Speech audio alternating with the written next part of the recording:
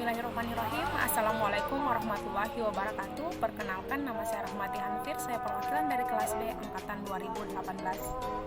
Saya akan menjelaskan materi terkait dengan uji spesimen pada urin. Pertama, saya akan menjelaskan terlebih dahulu apa itu urin. Nah, urin itu sendiri atau urin yang biasa disebut juga dengan air kencing merupakan sisa-sisa metabolisme tubuh yang sudah tidak lagi dibutuhkan atau sudah tidak lagi digunakan oleh tubuh sehingga diekskresikan atau dikeluarkan melalui ginjal.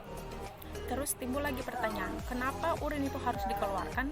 Karena urin itu dikeluarkan dengan tujuan untuk membuang molekul-molekul sisa dari metabolisme tubuh dengan tujuan untuk mempertahankan atau dengan tujuan untuk hemostatis darah di dalam tubuh. Kemudian ada alasan lain juga, yaitu karena sebagian besar sisa metabolisme tubuh itu dikeluarkan melalui sekresi ginjal. Di dalam urin itu sendiri mengandung 95% air dan juga 5% pelarut. Urin tersusun dari dua komponen, yaitu komponen organik dan juga komponen anorganik.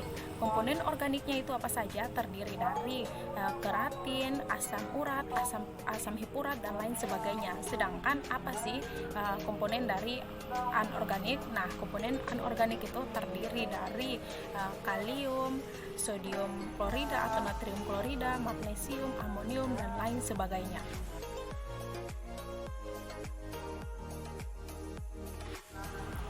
Selanjutnya saya akan menjelaskan terkait dengan urinalisasi. Nah, urinalisasi ini sendiri merupakan suatu uji yang dimaksudkan untuk mendiagnosis suatu penyakit melalui dari pemeriksaan urin.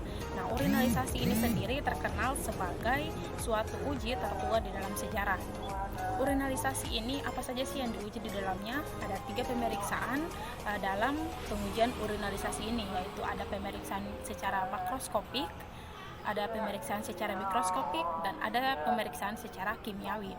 Pertama, apa saja sih yang termasuk di dalam pemeriksaan makroskopik? Nah, pemeriksaan makroskopik itu di mana nanti yang akan diperiksa yaitu kejernihan dari urin, berat jenis dari urin, volume dari urin, dan juga bau dari urin serta derajat keasaman dari urin. Nah, semua itu akan diperiksa dan dibandingkan dengan orang yang sehat atau orang yang normal. Kemudian apa saja sih yang harus diperiksa di dalam pemeriksaan mikroskopik? Nah, pemeriksaan mikroskopik itu ada 2 yang diperiksa, yaitu pemeriksaan secara unsur organiknya dan pemeriksaan secara unsur anorganiknya. Kemudian apa saja sih yang diperiksa pada pemeriksaan kimia? Nah, pada pemeriksaan kimia ini nanti diperiksa suatu urin itu nanti dapat menyebabkan dari urin itu suatu penyakit dapat dideteksi atau suatu penyakit dapat didiagnosis melalui urin pada pemeriksaan kimia ini. Selanjutnya saya akan membahas lebih dalam lagi tentang 3 pemeriksaan tadi, yaitu pemeriksaan makroskopik, pemeriksaan mikroskopik, dan juga pemeriksaan kimiawi. Yang pertama, kita bahas dulu tentang pemeriksaan secara makroskopiknya. Pemeriksaan secara makroskopiknya itu terdiri dari beberapa poin. Poin yang pertama yaitu pemeriksaan tentang volume dari urin. Nah, volume dari urin ini diperiksa untuk mendeteksi atau mendiagnosis suatu penyakit yang berdasarkan pada volume dari urin yang dihasilkan. Nah, urin pada orang normal itu berkisar sebanyak 800 sampai dengan 1300 dalam 24 jam atau dalam 1 jam atau dalam 1 hari. Nah, artinya pada orang normal atau orang yang sehat akan menghasilkan volume urin sebanyak 800 sampai 1300 dalam 1 hari. Kemudian poin yang kedua yaitu tentang warna urin. Warna urin orang yang normal atau orang yang sehat berkisar antara warna kuning muda sampai pada warna kuning tua. Kenapa sih terjadi perbedaan warna pada urin? Nah, hal itu disebabkan karena proses diuresis atau produksi dari urin yang dihasilkan. Nah, apabila diuresis itu dia meningkat atau produksi urinnya itu dia banyak atau dia meningkat, maka warna urin yang dihasilkan yaitu cenderung lebih terang atau yang lebih muda, misalkan kuning terang. Kemudian sebaliknya, apabila diuresis itu dia menurun atau jumlah urin yang dihasilkan itu dia sedikit, maka warna yang cenderung dihasilkan yaitu cenderung lebih gelap atau lebih tua. Sekarang hal itu berarti bahwa warna dari urin selain warna yang berkisar antara warna kuning muda sampai warna kuning tua, berarti terdeteksi bahwa seseorang tersebut mengidap suatu penyakit yang berkaitan dengan fungsi dari ginjal. Sekarang poin yang ketiga yaitu tentang kejernihan dari urin. Nah, kejernihan dari urin itu dinyatakan dalam jernih, agak keruh, dan atau sangat keruh. Timbul lagi pertanyaan, kenapa sih di dalam urin itu terdapat perbedaan kejernihannya? Hal itu disebabkan karena kandungan yang ada di dalam urin itu sendiri. Misalnya, terjadi kekeruhan dalam urin. Hal itu disebabkan karena adanya lendir, adanya sel epitel, dan adanya leukosit yang mengendap di dalam urin, sehingga menyebabkan urin itu terjadi kekeruhan. Poin yang keempat yaitu tentang berat jenis dari urin. Pada orang yang normal atau orang yang sehat, berat jenis dari urinnya itu berkisar antara 1003 sampai dengan 1030. Apabila seseorang itu berat jenis urinnya itu di bawah 1010, maka orang tersebut dapat dinyatakan mengidap hidrasi relatif. Sedangkan apabila urin berat jenisnya itu lebih dari 1020, maka dapat dinyatakan bahwa seseorang itu mengidap dehidrasi relatif. Baik, poin yang kelima itu yaitu tentang bau dari urin. Nah, bau dari urin itu sendiri pada orang yang normal atau pada orang yang sehat, bau urin itu disebabkan karena sebagian asam-asam organik yang mudah menguap. Sedangkan pada contoh kasus orang yang menderita ketoadosis antidiabetik itu rasa atau bau urinnya itu berasa seperti buah atau manis. Sedangkan pada bau amoniak itu disebabkan karena fermentasi basa setelah retensi kandung kemih yang berkepanjangan. Baik, poin yang terakhir yaitu poin yang keenam tentang derajat keasaman atau pH dari urin. Pada orang yang normal, pH atau derajat keasamannya itu berkisar antara 4,5 sampai dengan 8. Namun pada situasi tertentu pH atau derajat keasaman dari urin itu bisa saja sedikit asam yang berkisar antara 5,5 sampai pada 6,5. pH dari urin ini diperiksa untuk mendeteksi seseorang yang menderita penyakit infeksi saluran kemih. Itu adalah salah satu contoh dari pemeriksaan makroskopik pada poin pH atau derajat keasamannya. Selain pemeriksaan makroskopik, ada juga pemeriksaan mikroskopik. Apa sih pemeriksaan mikroskopik ini? Nah, pemeriksaan mikroskopik ini adalah pemeriksaan sedimen urin yang dapat dikatakan sangat penting. Kenapa sangat penting? Karena lewat dari pemeriksaan secara mikroskopik ini kita dapat mengetahui penyakit-penyakit yang berkaitan dengan ginjal dan juga dengan infeksi saluran kemih atau ISK. Selain itu juga kita dapat mendeteksi berat ringannya suatu penyakit melalui pemeriksaan mikroskopik ini. Dalam pemeriksaan mikroskopik ini terbagi menjadi dua golongan, yaitu golongan organik dan juga golongan anorganik. Golongan organik ini yang diperiksa yaitu ada beberapa organ dan jaringan organ yang meliputi epitel, leukosit, trombosit, parasit, bakteri, sperma, dan lain sebagainya. Sedangkan pada anorganik ada yang diperiksa yaitu amorf dan kristal.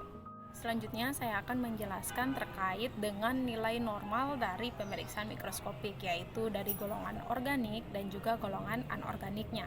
Pada golongan organik yang meliputi eritrosit, silinder silinder, terus potongan jaringan, leukosit, dan lain sebagainya. Apabila tidak ditemukan di dalam urin, maka dapat dikatakan bahwa seseorang tersebut sehat atau normal-normal saja. Kemudian pada golongan anorganik, pada golongan anorganik ini apabila ditemukan kristal asam urat, kalsium oksalat, dan triple fosfat, dan juga amorf, itu merupakan kristal yang sering ditemukan di dalam urin, di dalam sedimen urin, dan itu tidak memiliki arti apa-apa atau itu tidak dapat dikatakan sebagai penyakit karena itu merupakan sisa metabolisme urin yang normal. Jadi apabila pada pemeriksaan terdapat hal tersebut, maka hal tersebut dapat dikatakan normal-normal saja atau tidak memiliki penyakit tertentu.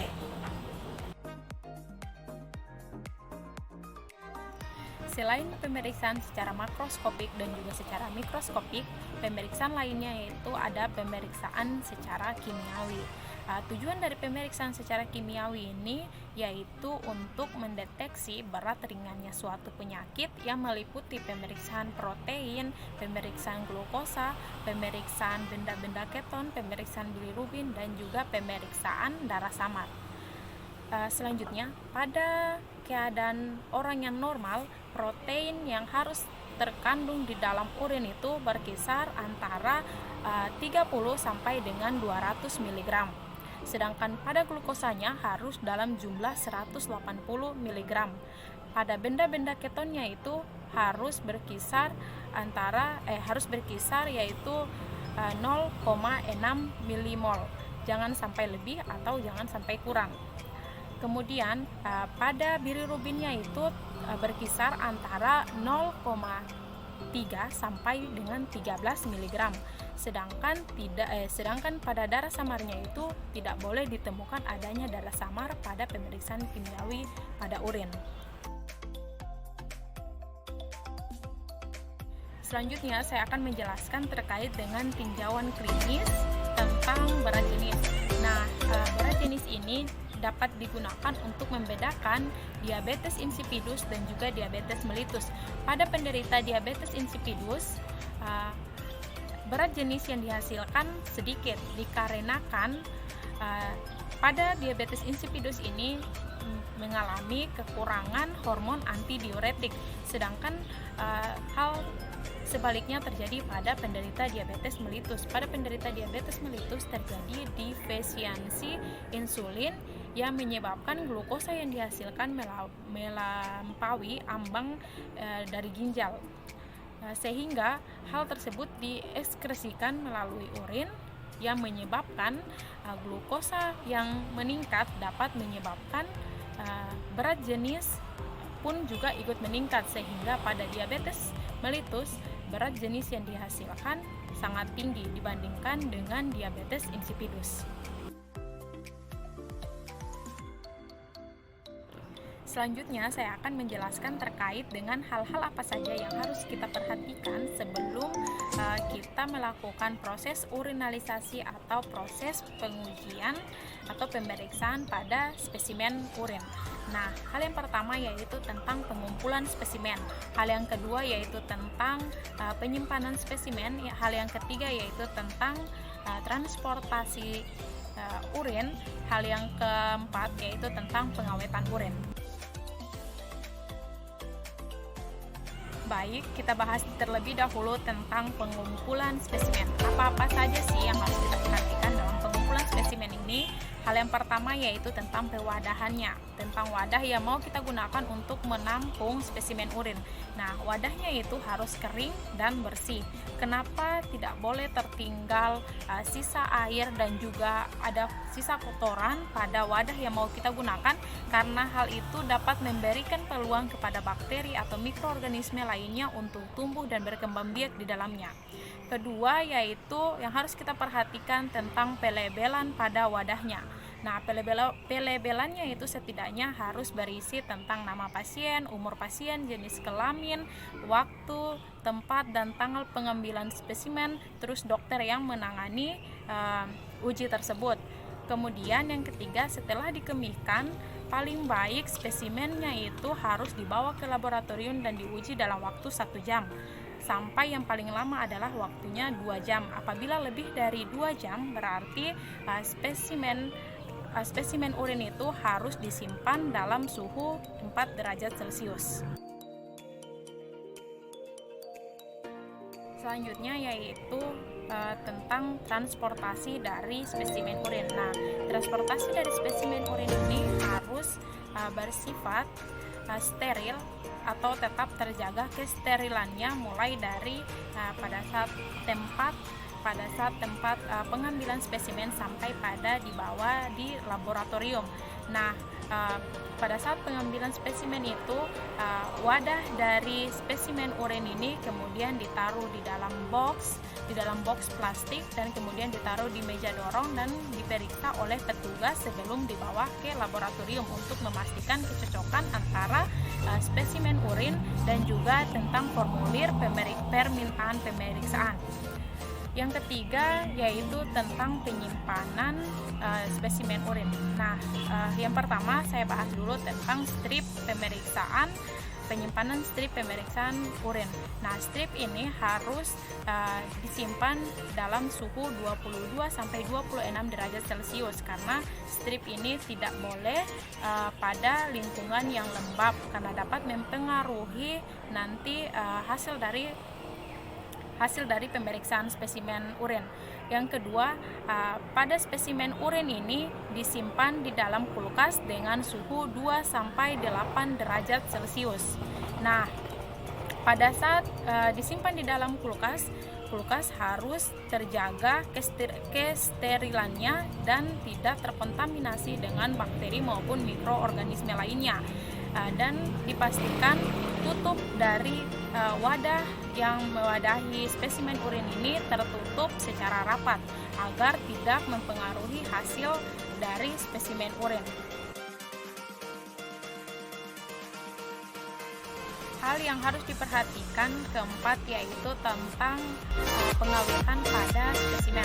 Nah, kenapa sih urin ini harus diberi pengawet pada saat sebelum proses pemeriksaannya? Karena urin ini merupakan suatu media yang cepat ditumbuhi oleh bakteri atau mikroorganisme karena urin mengandung zat-zat atau nutrisi yang sangat dibutuhkan oleh bakteri atau mikroorganisme lainnya. Alasan lainnya urin ini harus diberi pengawet karena apabila terjadi penundaan pada proses pemeriksaannya. Kemudian pada pengawetannya urin ini biasanya disimpan pada suhu 2 sampai 8 derajat Celcius. Pengawet yang biasanya digunakan yaitu ada toluena, timol, kloroform, asam borat, HCl dan lain sebagainya.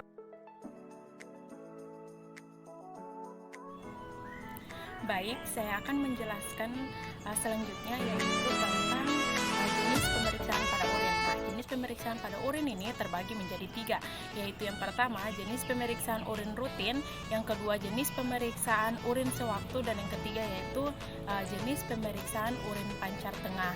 Nah, yang pertama yaitu jenis pemeriksaan urin rutin. Nah, bagaimana sih itu jenis pemeriksaan urin rutin? Pada pemeriksaan jenis urin rutin ini urin yang diambil sebagai spesimen itu yaitu ketika pada saat baru bangun tidur pagi hari. Kemudian yang bagaimana sih itu pemeriksaan urin rutin sewaktu, yaitu spesimen urin yang diambil sewaktu atau 1-2 jam dalam kurun waktu 1 hari itu. Kemudian bagaimana itu pemeriksaan urin pancar tengah? Nah, pemeriksaan urin pancar tengah itu untuk mendiagnosis tentang penyakit yang ada di dalam suatu spesimen urin itu sendiri. Selanjutnya yaitu saya akan menjelaskan terkait dengan prosedur tindakan yang akan dipakai pada saat kita melakukan suatu pemeriksaan spesimen urin. Nah, yang pertama yaitu kita harus mencuci tangan terlebih dahulu. Nah, apa sih gunanya mencuci tangan terlebih dahulu sebelum memulai pemeriksaan uji spesimen ini atau sebelum sebelum memulai pengambilan sampel ini. Nah, gunanya yaitu agar pada saat proses pengambilan spesimen urin ini, urin yang dihasilkan itu tetap terjaga dalam kondisi yang steril, dan kemudian apabila urinnya itu sudah terjaga dalam kondisi yang steril, maka tidak akan mempengaruhi hasil yang nanti kita inginkan. Kemudian yang kedua yaitu kita harus mengisi formulir terlebih dahulu. Nah, formulir ini berkaitan dengan formulir persetujuan pasien tentang pemeriksaan uji spesimen. Yang ketiga yaitu kita harus mengisi etiket atau pelabelan pada wadah yang akan kita gunakan. Nah, etiket itu bisa mencakup nama pasien, tanggal, waktu, tempat pengambilan spesimen, dan lain sebagainya. Yang keempat yaitu kita harus memakai handscone. Yang kelima yaitu kita nanti akan menuangkan 100 cc urin dari bengkok ke dalam wadah yang nanti akan kita gunakan. Yang keenam yaitu kita memeriksa kembali etiket dengan data dari formulir yang telah. Yang ketujuh, menuliskan data dari formulir ke dalam buku ekspedisi. Nah, yang kedelapan yaitu wadah yang sudah berisi spesimen urin ini nantinya akan dipindahkan ke bengkok atau ke dalam suatu wadah yang dapat berupa box plastik yang biasanya digunakan pada saat transportasi urin menuju ke ruang laboratorium. Yang ke-9 yaitu merapikan alat-alatnya kembali atau membersihkan alat-alatnya kembali menjadi steril. Yang ke-10 yaitu melepaskan handscone, dan yang terakhir yaitu mencuci tangan kembali setelah melakukan pemeriksaan untuk menjaga agar tidak terkontaminasi oleh mikroorganisme atau bakteri pada saat kita melakukan uji spesimen ini.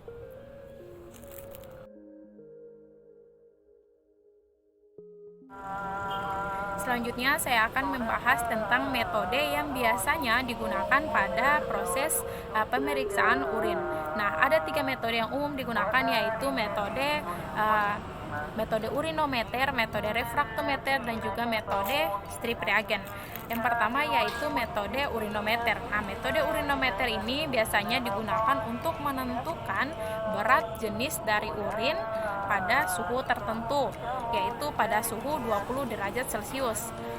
Kemudian ada metode refraktometer. Nah, metode refraktometer ini digunakan untuk menentukan konsentrasi partikel terlarut di dalam spesimen. Yang ketiga yaitu ada metode strip reagen. Nah, metode strip reagen ini digunakan hampir sama dengan metode urinometer, yaitu untuk menentukan berat jenis dari urin.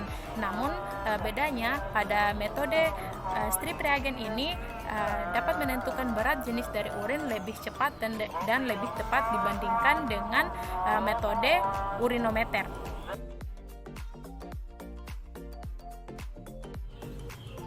Selanjutnya saya akan menjelaskan salah satu penyakit yang biasanya kita deteksi bisa melalui dengan pemeriksaan spesimen pada urin. Nah, salah satu penyakit itu contohnya seperti penyakit DM atau diabetes mellitus. Nah, apa sih penyakit DM atau diabetes mellitus ini? Nah, penyakit diabetes mellitus ini adalah suatu penyakit yang disebabkan karena kelebihan glukosa dalam darah manusia. Nah, kapan glukosa itu dapat dikatakan lebih, yaitu di atas atau sama dengan 120 mg. Nah, kemudian kenapa sih bisa terjadi diabetes mellitus ini? Hal lainnya yaitu karena sekelompok sel beta pankreas di dalam kelenjar pankreas ini tidak dapat lagi menghasilkan insulin. Alhasilnya gula tidak dapat di metabolisme secara sempurna, sehingga terjadi kelebihan gula di dalam ginjal manusia dan diekspresikan melalui urin. Hal itu yang menyebabkan pada penyakit atau pada pasien yang menderita penyakit diabetes mellitus atau penyakit DM ini bisa dideteksi melalui pemeriksaan urin.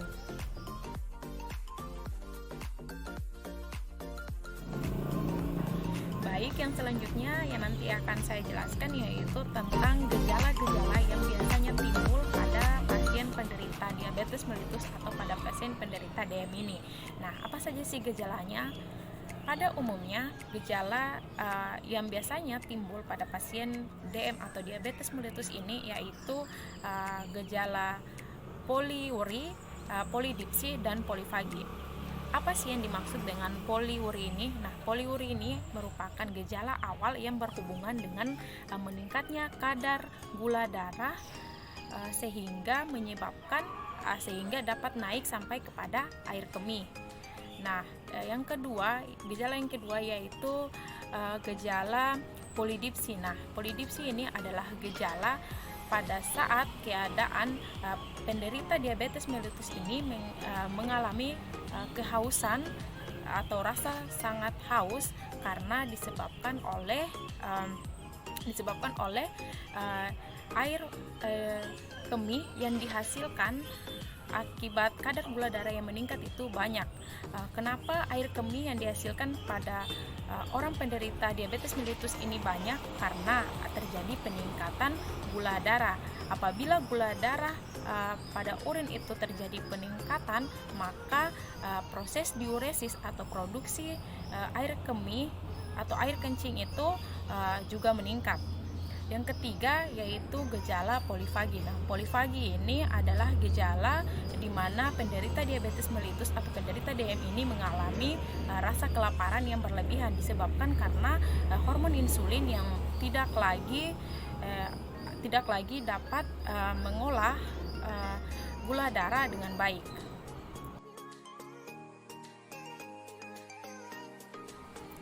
Selanjutnya saya akan membahas terkait dengan tipe-tipe dari diabetes mellitus. Nah, ada 3 tipe yang umumnya diketahui. Yang pertama yaitu tipe 1. Tipe 1 atau insulin dependent diabetes mellitus atau IDMM. Nah, tipe 1 ini disebabkan oleh terjadinya kerusakan sel beta di kelenjar pankreas yang menyebabkan insulin absolut. Nah, tipe 1 ini dikatakan sebagai tingkat yang berbahaya karena dapat mengarah pada ketoacidosis diuretik yang dapat menyebabkan kematian. Nah, tipe 2 ini atau nama lainnya non-insulin independence diabetes mellitus atau NIDMM ini disebabkan oleh gangguan sekresi insulin yang menyebabkan resistensi terhadap insulin. Nah, jadi bedanya tipe 1 dengan tipe 2 dengan tipe 1 ini, pada tipe 2 tidak menggunakan insulin namun hanya menggunakan obat oral dan seketika atau sewaktunya itu dapat menggunakan insulin apabila obat oral yang diberikan tidak efektif. Nah, tipe yang ketiga adalah tipe malnutrisi independence diabetes mellitus. Nah, ini adalah tipe yang disebabkan karena kekurangan makanan akibat insulin yang diproduksi akibat peningkatan gula di dalam darah.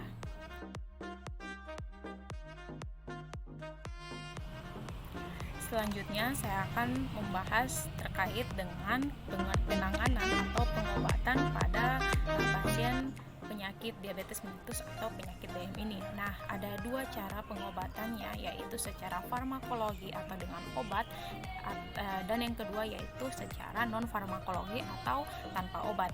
Nah, secara farmakologi ini pada DM tipe 1 kita dapat memberikannya insulin dengan cara disuntikan ke bawah kulit sebanyak 3 sampai 4 kali sehari sesuai dengan resep dokter.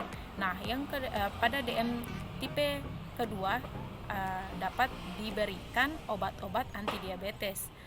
Nah, terus penanganan atau pengobatan secara non farmakologi atau tanpa obat, yaitu dengan cara dapat mengatur pola makan, dapat mengatur pola hidup dengan rajin berolahraga dan menjaga agar tidak banyak atau tidak berlebihan dalam mengonsumsi gula atau yang manis-manis.